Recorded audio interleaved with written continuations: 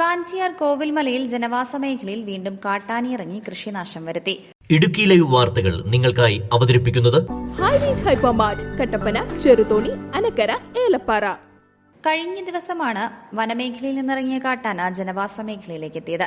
പ്രദേശവാസിയായി പുതുപ്പറമ്പിൽ വീണ ഷാജിയുടെ കൃഷിയിടത്തിൽ കയറിയ കാട്ടാന ഏലം, വാഴ തുടങ്ങിയ കൃഷിവിളകൾ നശിപ്പിച്ചാണ് മടങ്ങിയത്. കൂടാതെ തെങ്ങ്, മാവ് എന്നിവ പിഴുതുമറിക്കാൻ ആന ശ്രമിച്ചു. കഴിഞ്ഞ 2 ആഴ്ചക്കാലമായി മേഖലയിൽ കാട്ടാന സ്ഥിരമായുണ്ടെന്നും ഇവർ പറയുന്നു. കഴിഞ്ഞ ദിവസം രാത്രി വീട്ടുമുറ്റത്തിന് സമീപത്തു കൂടിയാണ് കാട്ടാന കൃഷിയിടത്തിലേക്ക് കയറിപ്പോയതെന്ന് ഭയപ്പാടോടെ വീണ പറയുന്നു. കടബാധ്യതയോടും പ്രതികൂല കാലാവസ്ഥയോടും പോരാടി വിളവെടുത്തു തുടങ്ങിയ ഏലം ചെടികളാണ് കാട്ടാന ചവിട്ടിമെതിച്ച് നശിപ്പിച്ചത്. വന്യമൃഗശല്യത്തിന് ശാശ്വതമായ ഒരു പരിഹാരം കാണാൻ അധികാരികൾ തയ്യാറാകണമെന്നാണ് ഇവർ ആവശ്യപ്പെടുന്നത്.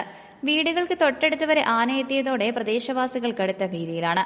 രാത്രികാലങ്ങളിൽ പുറത്തിറങ്ങാൻ പോലും കഴിയാത്ത അവസ്ഥയാണ്. വന്യമൃഗങ്ങൾ ജനവാസ മേഖലയിലേക്ക് ഇറങ്ങുന്നത് തടയാൻ വനം വകുപ്പ് സ്ഥാപിച്ച പ്രതിരോധ സംവിധാനങ്ങൾ പലതും കാര്യക്ഷമമല്ലെന്നാണ് ആക്ഷേപം. ഞാൻ സന്ധ്യ ആയപ്പോഴത്തേക്കും ആന വന്നിട്ട് ആനയുടെ ചൂര് കാരണം കാട്ടുപന്നിയാണോ ആനയാണോ എന്നറിയത്തില്ല. ഞങ്ങൾ ഒരു 4 മണിക്കൂർ നേരം ഞാൻ ഇവിടെ നിന്നിട്ട് ഞാൻ